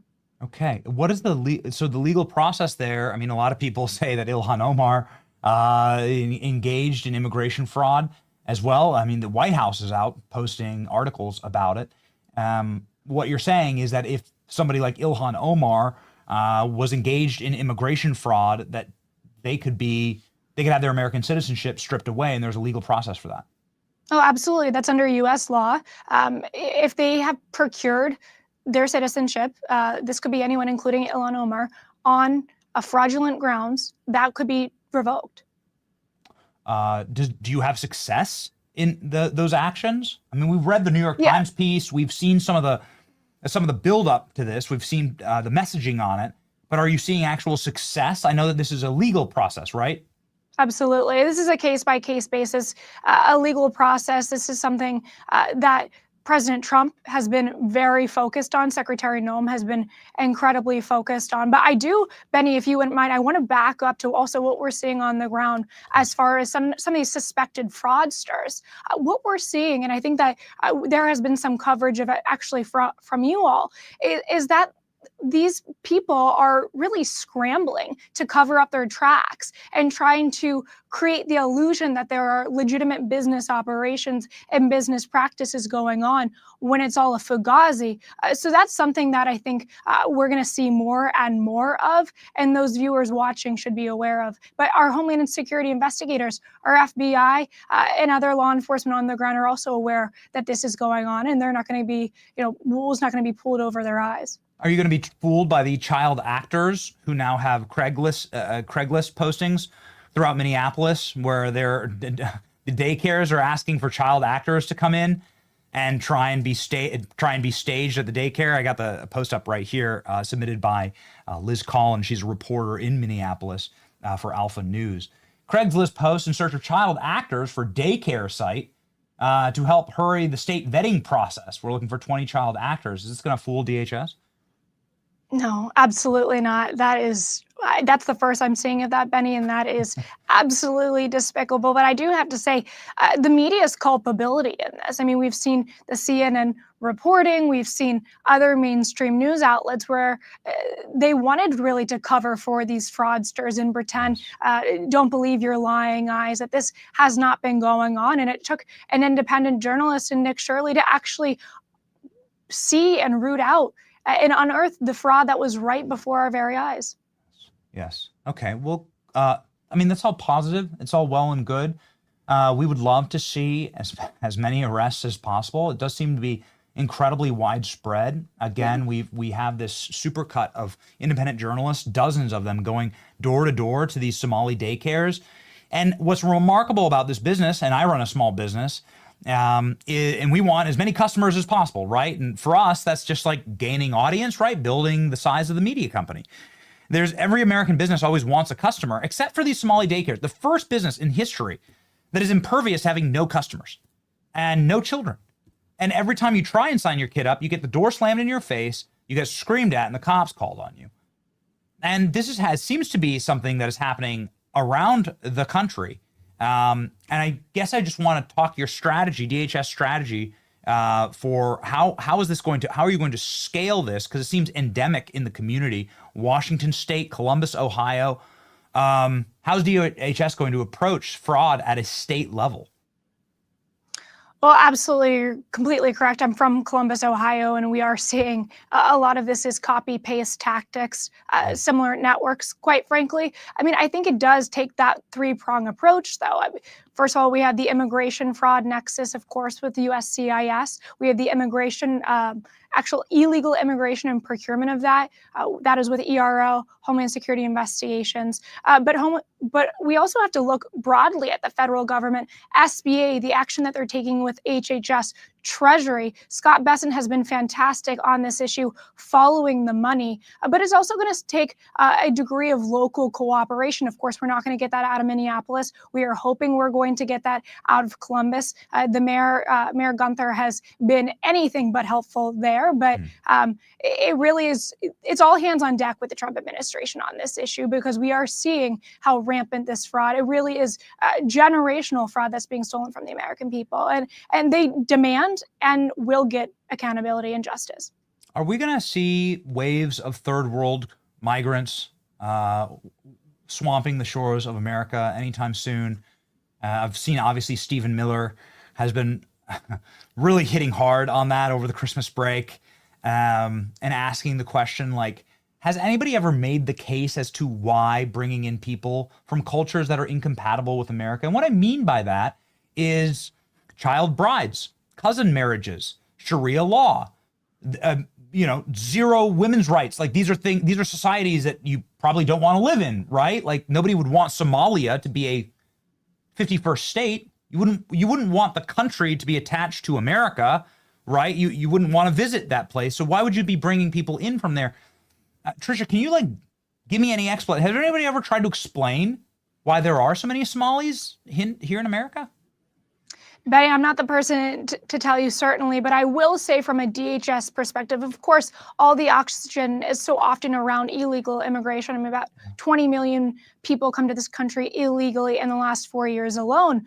But what's talked about less, and I think that you and other independent journalists are doing a great job of speaking about, is what happened the last 4 years with our illegal immigration system. And honestly, probably even longer than that, is programs like CHNV, temporary protected status, which was built to be temporary, and yet it's being exploited, and people are coming in for 20, 25 years. I mean, we saw about 500,000 people come in from Venezuela alone using temporary protected status. We're talking about hundreds of members of Tren de Aragua who came in using that. People with vicious, horrendous rap sheets who came into our country legally using that program. It's a huge battle ahead of us for the Trump administration that we really have to go back. We have to look at who was legally led into this country, quote unquote. And I mean, it's like they rubber stamped people in. They said it's like legalizing murder and saying you got rid of violent crime. What's happened to our legal immigration system is really despicable. So in closing here, Tricia, could you please talk about Nicolas Maduro? Because I don't think that people quite understand exactly how destabilizing Venezuela led to so much of the migrant crisis. Obviously, people are familiar with Laken Riley and that story, but there are millions of Venezuelans who have flooded not just America, but a lot of other countries in South America, and just how devastating Maduro's reign was there, and how the immigration crisis was caused by the communist dictatorship. Absolutely. About 8 million people fled Venezuela, and that include hundreds of thousands, if not millions, coming to the U.S. illegally. What Nicolas Maduro did to enrich himself, really creating a narco-terrorist state. He is the world's largest dictator.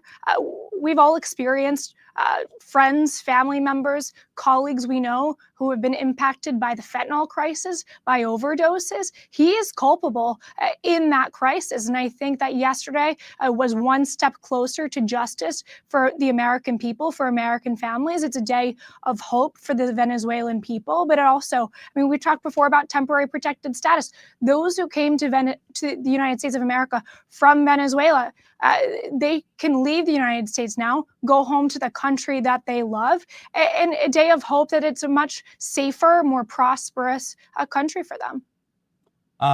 We love it when you bring the receipts. Here's Trisha from back in May. CNN pushing Venezuela dictator Maduro's propaganda, calling how CNN deported mom says toddler's return to Venezuela was separation by U.S. authorities. It's a miracle. It does seem to be a full, I guess the left doesn't quite know how to go after this one.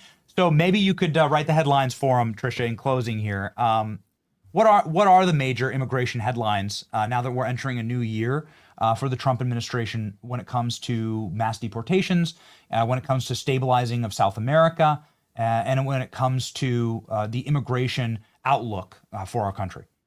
Well, when President Trump entered office on January 20th, we had a broken ICE agency, just 10,000 officers. Now we are up to 22,000 officers, an 120% increase in our workforce. Americans can expect and they can demand an increase in arrest of criminal illegal aliens around the country. You're going to be seeing our numbers skyrocket. I think we can certainly commit to that, and you'll see more and more of it.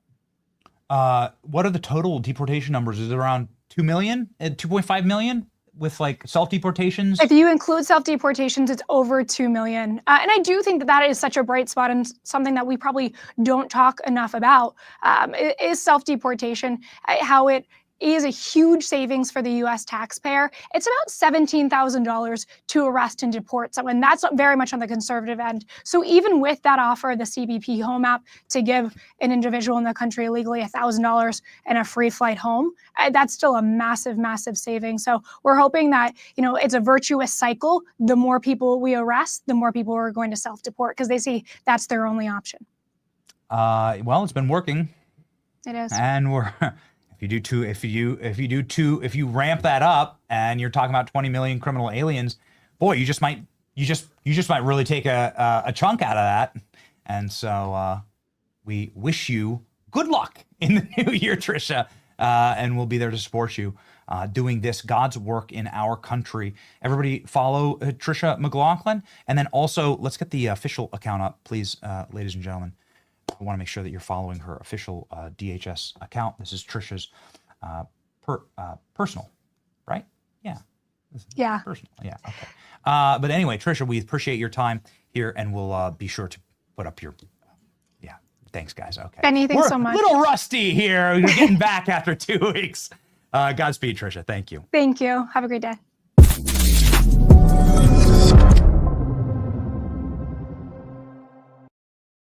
Okay. Well, ladies and gentlemen, again, we appreciate you sticking with it while we knock off the rust on the old show here and get the is it not? Are we not? Was I wrong? Was I wrong that Trisha McLaughlin doesn't have an official DHS account? It can't be it. Can't be it. Producers, I know we're better than this. I know we are. Let's talk through it, ladies and gentlemen, while I talk about being better in the new year with Cowboy Colostrum.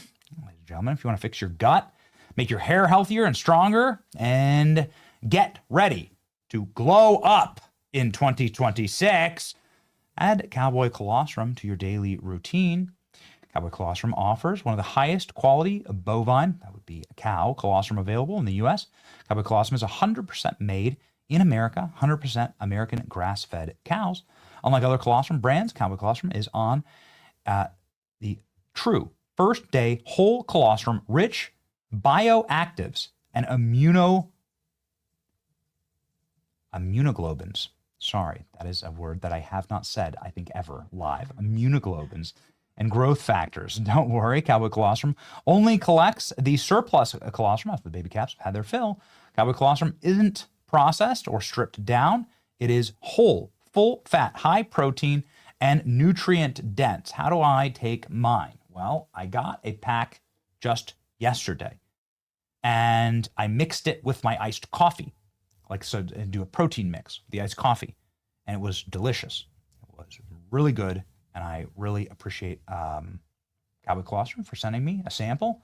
It was a fantastic way to get extra protein, and we all need to be strong for the coming battles with the communists. So, ladies and gentlemen, for a limited time, our listeners can get up to 25% off their entire order. Head to cowboycolostrum.com/Benny. Use the code Benny at checkout. It's 25% off when you use the code Benny at cowboycolostrum.com/Benny. And these statements and products have not been evaluated by the FDA, and these products are not intended to diagnose, treat, cure, or prevent any disease or condition. Okay. Do we not have? We don't have an official account? No. Really? There's not the official Tricia McLaughlin DHS account? Didn't she just say she had one? Okay. Well, maybe I'm wrong. It wouldn't be the first time. Wouldn't be the first time. Okay.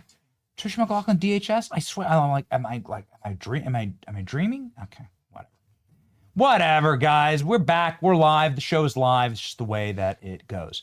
Okay. So Trump's ominous warning to Colombia, saying, yeah, you better watch out. This is something that may actually come for you as well. President Trump talking to the Colombian leader, Petro, saying, if you F around, then you could potentially be next. I know that we have do we have the clip from yesterday from the news conference?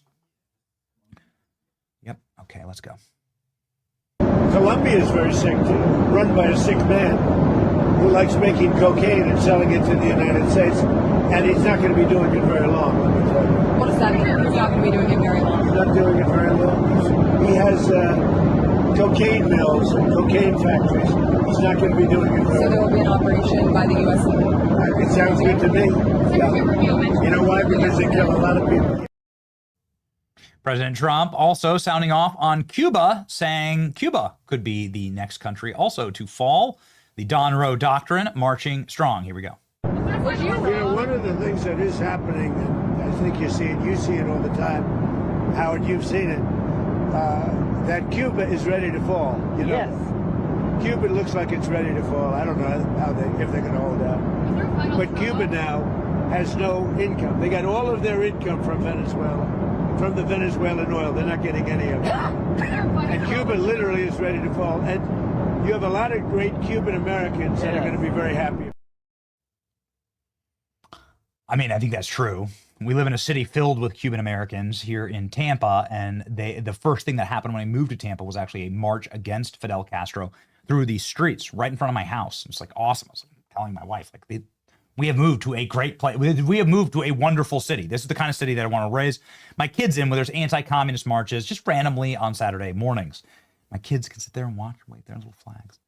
President Trump on Mexico, saying that Claudia Sheinbaum, who is a total and complete asset of the cartels in Mexico, better watch her ass as well. And by the way, you have to do something with Mexico. Mexico has to get their act together because they're pouring through Mexico, and we're going to have to do something. We'd love Mexico to do it. They're capable of doing it, but unfortunately the cartels are very strong in Mexico. One time you actually, speaking of Mexico, I asked you about the Claudia Sheinbaum, and you told me at one point you would offer to send U.S. troops into Mexico to combat drug trafficking there. Is that something you would I like Claudia. I think she's a terrific person.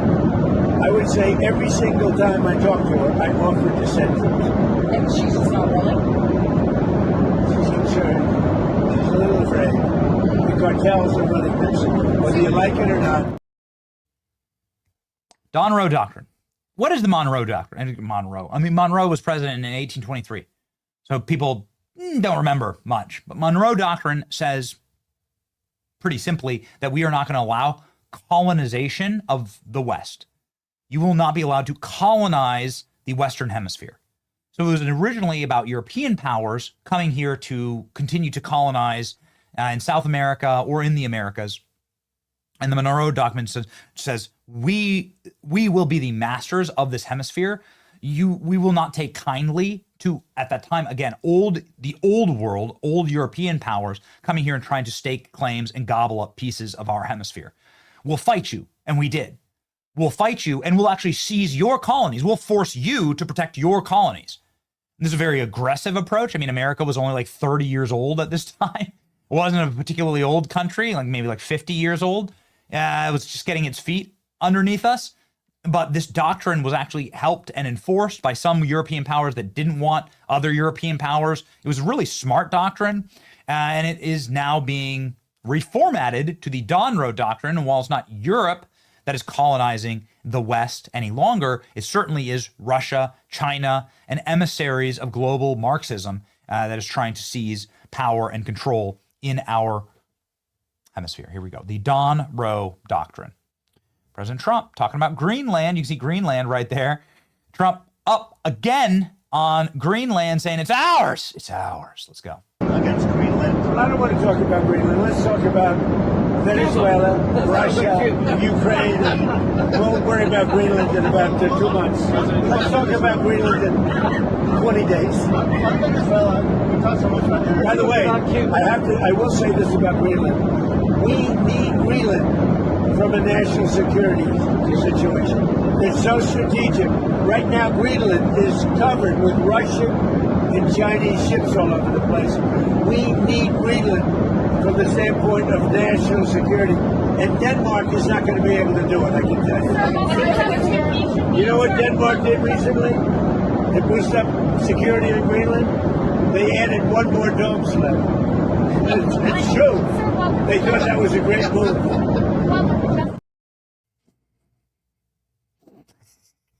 Yeah. I don't want to talk about Greenland.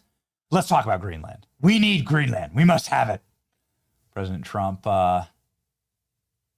probably inspired by a conversation that he had with Elon Musk. Just letting you guys know, the boys are back in town. Trump and Musk share a lovely dinner at Mar-a-Lago.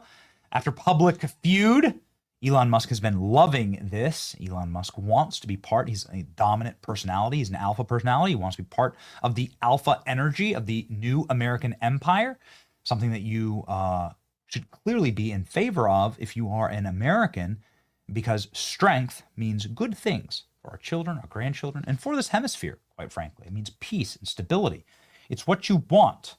You should be in favor of it. You got to show the footage. You got to show the footage. Where's Trump and Elon? Let's go. Let's see the boys. There they are. There you go. Trump having dinner with Elon. Melania joining. That is an epic dinner. Normally Trump packs the table with a bunch of people, sort of a rogues gallery. But this is just a one-on-one dinner with Melania. The highest honor.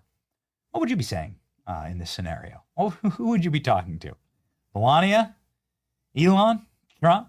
Here's the footage of them coming in to cheers, or rowdy cheers throughout. Can we hear them?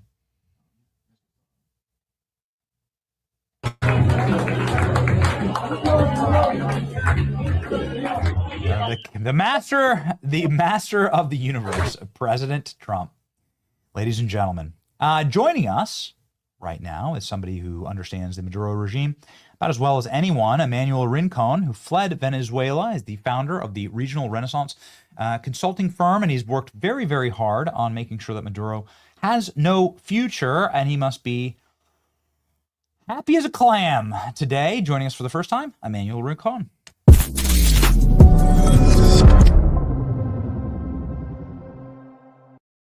Emmanuel, welcome to the program. This must have some major significance to you. Tell me about what was life like under Nicolas Maduro? How can I begin? It was the worst nightmare that our country has had, I think, in all our history. I mean, we were devastated. We got 90% of poverty in our country. We got the largest oil reserve in all the world, and still the people wasn't able to get milk or eggs for their kids. So it was really a disaster. And the people of Venezuela are really crying right now because they are so happy that the President Trump took that killer out. Yes. Maybe you could speak to some of the leftists who I think get all of their news from teenagers on TikTok who are crying about Nicolas Maduro being arrested, saying that this is an attack on Venezuela. Kamala Harris included in all of that. She, of course, ran for president as a Democrat, criticizing President Trump for arresting Nicolas Maduro. What do the people of Venezuela say about this? Look, Benny, 90% of the people of Venezuela wanted Maduro out. And actually, we voted for a regime change in Venezuela. That didn't happen because they began to kill people that were trying to manifest that we really wanted a change. So they've been killing people by thousands for the last 20 years. They've been sending drugs to the United States. They've been sending criminals. They have been doing all this stuff in all the region. So, I mean, he has been the worst criminal that maybe this continent has had in the last 20 years. And we are really, really very happy that this nightmare is beginning to their end. Why are Democrats so upset about this? Because they are socialists also. I mean, there is no another reason. I cannot understand how anybody can be mad because a narco-terrorist is in jail right now. It's absurd. What about the socialists here in America, like Zorhan Mandami, AOC, Bernie Sanders? They are all defending Nicolas Maduro and are very upset that he's being frog marched through Manhattan. What do you say to them from somebody who had to flee Nicolas Maduro? Look, Benny, this is something that we have to take care in the USA. I mean, you mostly are not going to find most conservative people than the Cubans and the Venezuelan here in the US. The Venezuelan population, the Venezuelan Americans voted for President Trump, like 90% of the Venezuelan American voted for President Trump. It's almost the same with the Cubans. So the Hispanic population are the most pro-conservative, pro-Americans that you ever find. And we have to take care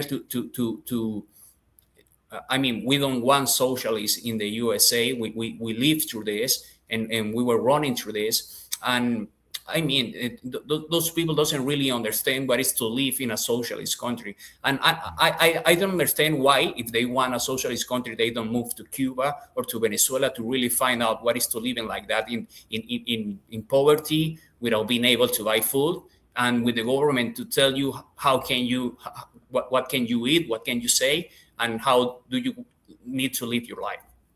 Yeah, I mean, I guess there are like socialist countries in the world. Why not just move to those countries if you love it so much? Zorhan Mandami, he's the flavor of the week. He's a socialist now in charge of the center of capital in the world, which is very strange, in New York City.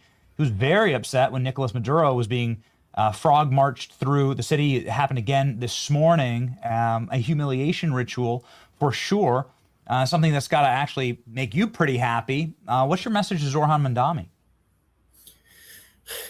I don't know how even I can begin. I mean, they came for countries that was devastated by the same reason that they are voting right now, and they are defending some policies that had never been implemented in the USA. If you follow what the founding fathers established by the USA, we are a country here with freedom. We are a country that doesn't believe in collectivism. We're a country that doesn't believe in socialism, and they are really a mess. I mean, I think that the USA needs really to work in expel the socialists and the communists in this country, because if that doesn't happen, we're not going to have a future here too. Yes. What is your message to President Trump in all of this? You know, he's certainly being attacked by some. What is the message from Venezuelans to President Trump? You said 90% of Venezuelans support this. Yeah, 100%. Benny, look, the Venezuelans are really grateful with President Trump. The regime is still in charge in Venezuela. I mean, it's a long process. We have to expel every one of them, because until that doesn't happen, we're still going to have this narco trafficking crisis and all that stuff. I mean, it's not an easy job. I mean, to take out Maduro, it was a huge thing, but I think that we still have some work to do. But we are super grateful with President Trump. He's a hero for the Venezuelan people. And I think that we are going to have some statue of the President Trump in the main street of Caracas. There's going to be a statue of Trump in Caracas? Yeah. 100%. 100%. You're going to replace the the mausoleum of Hugo Chavez, the one that was bombed. It was already destroyed, so That's right. it will be hilarious. Yeah, for Hey, sure. you're gonna have to demolish it. Okay, so yeah, like just real quickly here, what's next for Venezuela then? Like, what is the road back to being a functional democracy and a functional first world country? Venezuela was the richest and most profitable country in all of South America not too long ago, just a few decades ago, before communists took it over and ruined everything. Yeah, for sure.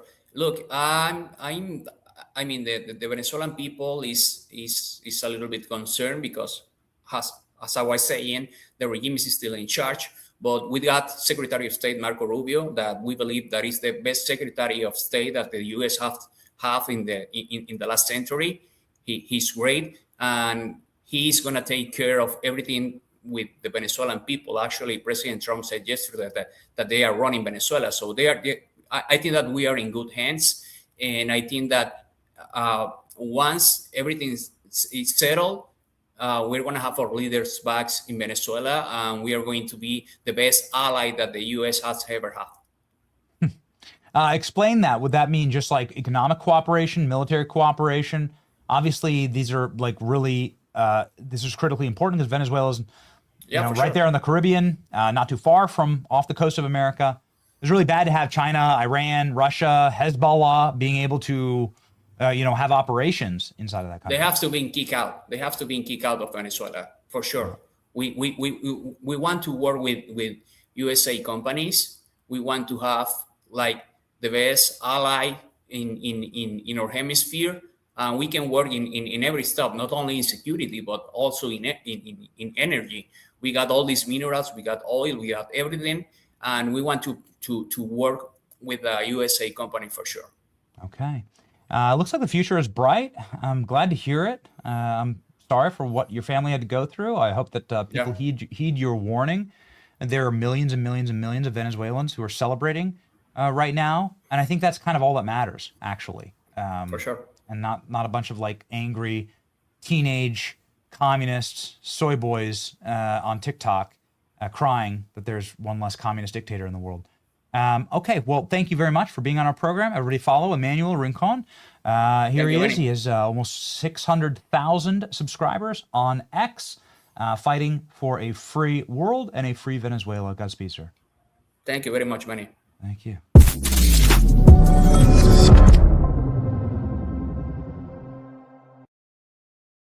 Boy, I got to tell you,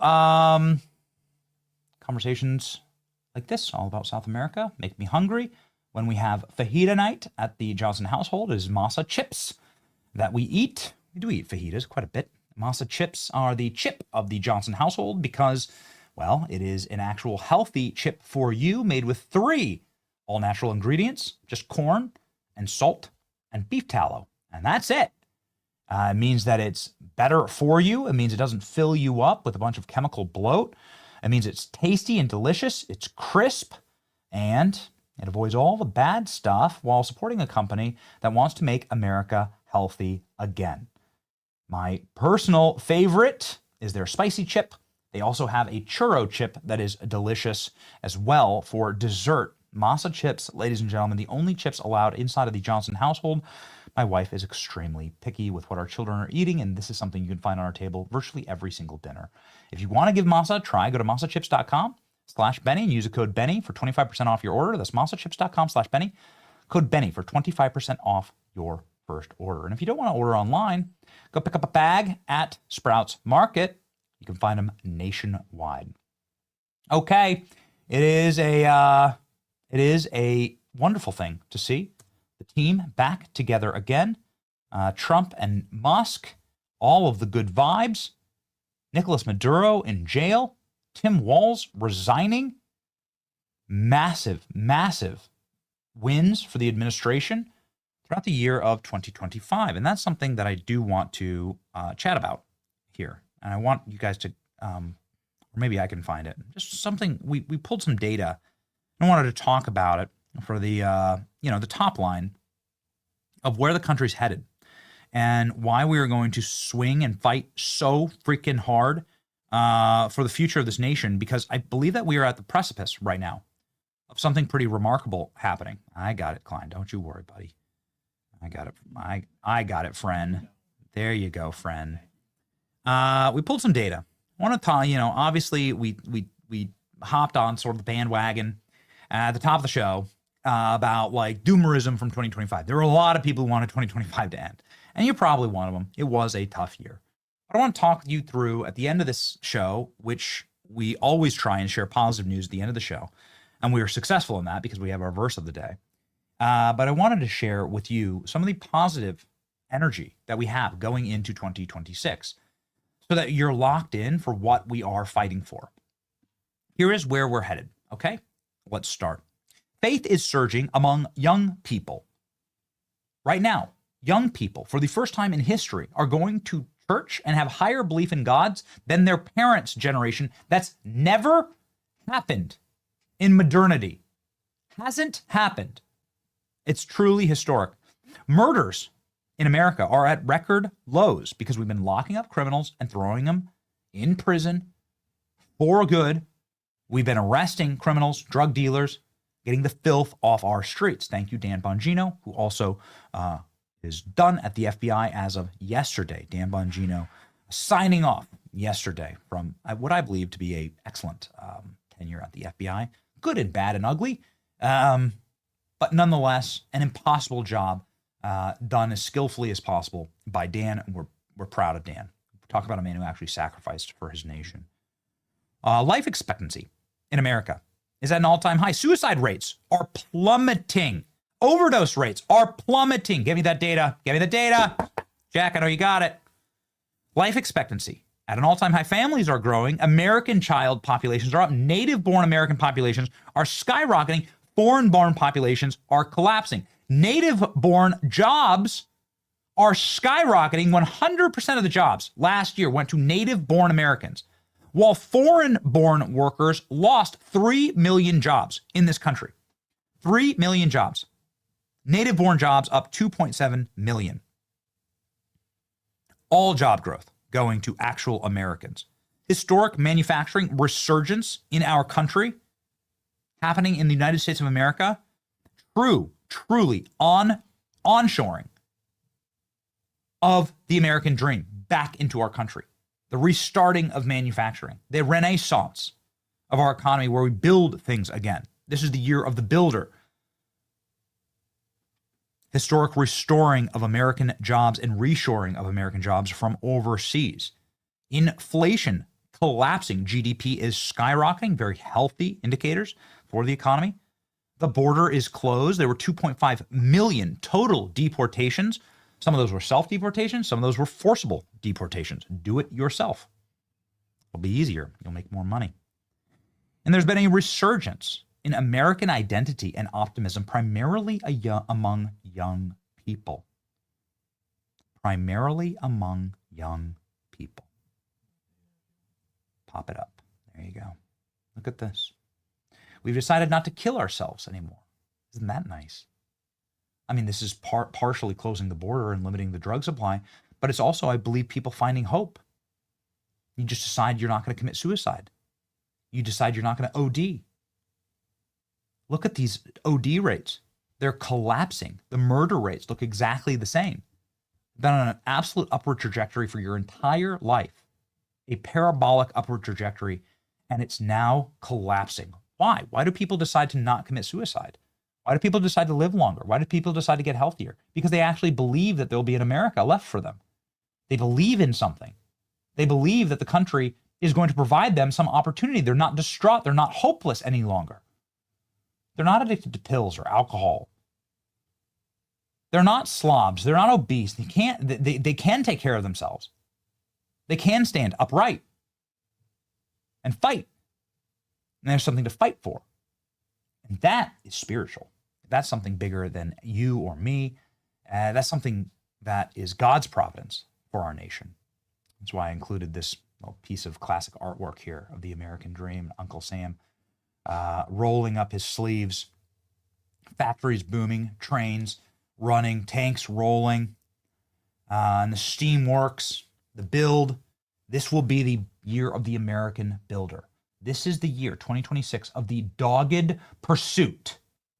This is the year where the people who have been punched again and again and again in the face and refused to quit, where we finally break out of our captivity, where we finally punch back. The people who said, you won't stop me, this is the year of the breakthrough. This is the year of seizing your American dream, and you should seize it together with us on this show. We will fight for you, fight back with us. We will always stand by you, and we will give you the ammunition to fight. The verse of the day, ladies and gentlemen, from Ephesians 6:11. Put on the full armor of God, that you can take your stand against the devil's schemes. Boom. There it is. Start the year off. Get your armor on. There's going to be spiritual attacks. There's going to be battles that we can't even perceive of that are on the horizon. You got to be ready, and you got to be locked in. And this is how you do it, with faith in our Lord and Savior Jesus Christ, and with the strength to carry on. We march forward together to victory that is 100% assured, ladies and gentlemen. Onward, Christian soldier. In the end, we win. It's your boy Benny. See ya. Happy New Year. Go 6-1, watch down the deck, you're clear for lift. Give me a hover and slide. Copy, flipping now. Good hover, push forward, clear to depart. Departing the deck. Clipper 1, taking off runway 2. Roger.